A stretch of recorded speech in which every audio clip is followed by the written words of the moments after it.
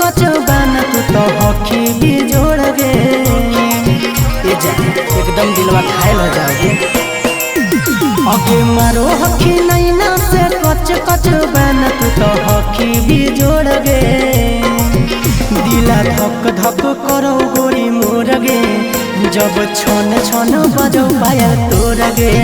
दिला धक धक करो गोरी मोर गे, जब छन छन बजो पायल तोर गे।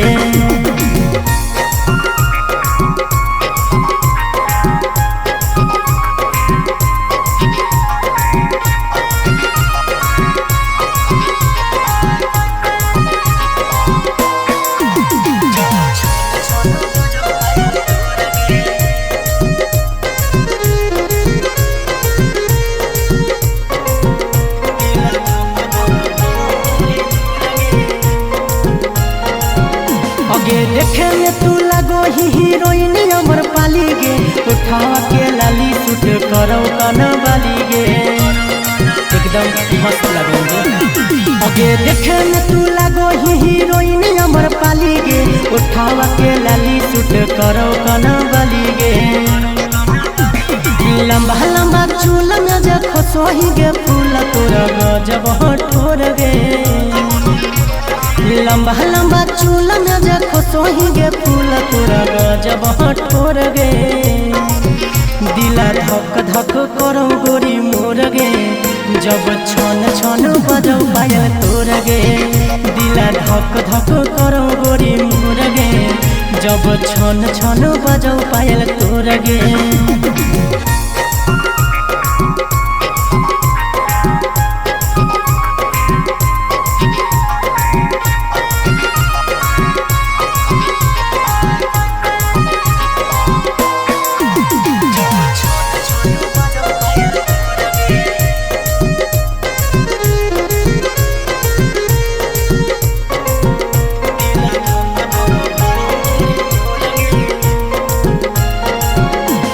पेनो ही ड्रेस छोड़ी तू तो झमर झमर गे।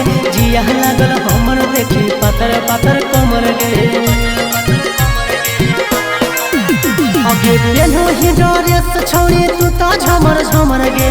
जिया लागल हमर देखी पातर पातर कमर गे।